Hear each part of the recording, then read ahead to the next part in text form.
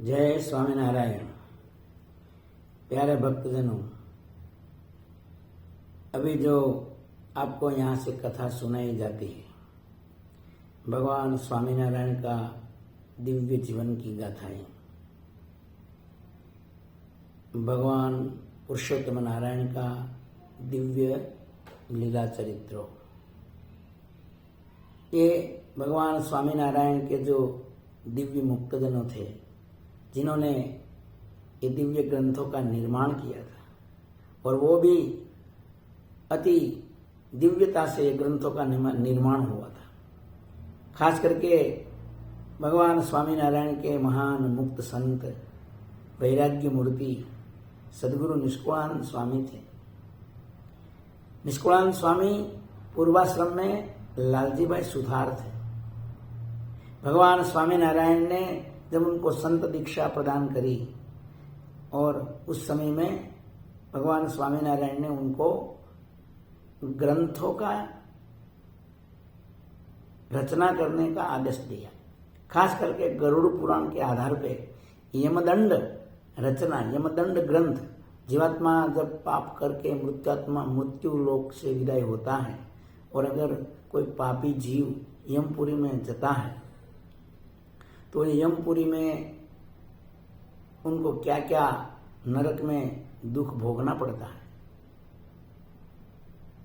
उसका वर्णन यमदंड में निष्कुलानंद स्वामी ने किया है।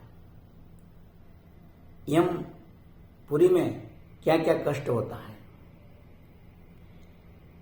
भगवान स्वामीनारायण ने जब ये ग्रंथ की रचना करने के लिए निष्कुलानंद स्वामी को बोला, तब निष्कुलानंद स्वामी ने कहा कि प्रभु, आप मुझे ग्रंथ रचना करने की आज्ञा देते हो, लेकिन मैंने तो कभी स्कूल देखी भी नहीं,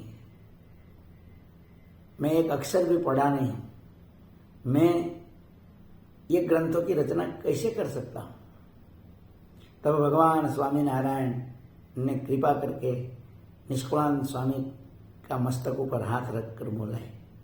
भगवान स्वामीनारायण ने कहा, स्वामी, आप जो बोलोगा वो काव्यबद्ध हो जाएगा, ग्रंथबद्ध हो जाएगा, और आप अपने हाथों से लेखनी से जो लिखोगा वो अक्षर रूप में भाषा में प्रतिबद्ध हो जाएगा। ये हमारा आशीर्वाद है। भक्तजनों, मैं आपको क्या बताऊं, भगवान स्वामीनारायण की इतनी कृपा मात्र से निष्कुलानंद स्वामी ने यमदंड ग्रंथ की रचना की शुरुआत की, और उसके बाद में उनकी कलम रुकी नहीं।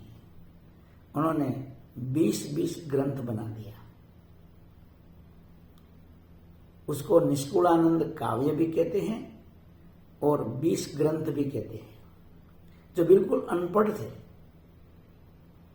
भगवान स्वामीनारायण की कृपा से उनको दिव्य ज्ञान हो गया, उनकी दिव्य चक्षु खुल गई। इन्हीं निष्कुलानंद स्वामी ने यह भक्त चिंतामणि नामक ग्रंथ की रचना की है। यह भक्त चिंतामणि में भगवान स्वामीनारायण के अनुपम दिव्य अलौकिक लीलाओं का वर्णन हुआ है। भगवान स्वामीनारायण का प्रागट्य से लेकर भगवान स्वामीनारायण अंतर्ध्यान हुए वहां तक की जो लीलाएं हैं, ये निष्कुलानंद स्वामी ने लिखी है। उसके आधार पे आप सबको हम थोड़ी थोड़ी प्रसादीभूत लीलाएं, अलौकिक लीलाएं, उनका आपको हम श्रवण करवाएंगे। निष्कुलानंद स्वामी ने जब भगवान स्वामीनारायण की दिव्य लीलाओं का आरंभ किया, क्योंकि उन्होंने तो अनुभव किया था, भगवान स्वामीनारायण के साथ में वो पूरा जीवन रहे थे। उनसे पहले भगवान स्वामीनारायण के गुरु उद्धव के अवतार रामानंद स्वामी के समय से वो साथ में थे।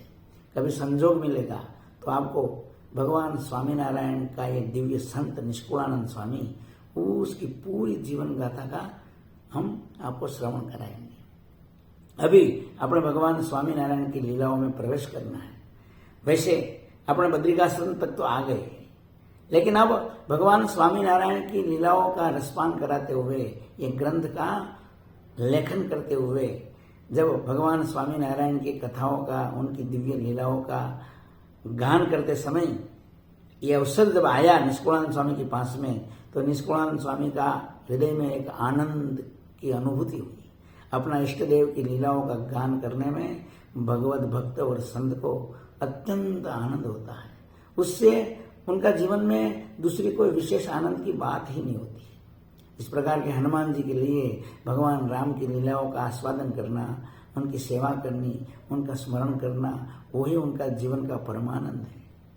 भगवान व्यास ने भगवान कृष्ण की तमाम पुराणों में दिव्य लीलाओं का आनंदमय उत्साह से गान किया है। नारद जी भी अखंड भगवान का हरते फरते घूमते हुए गुणगान किया करते हैं, नारायण नारायण नाम का जप किया करते हैं।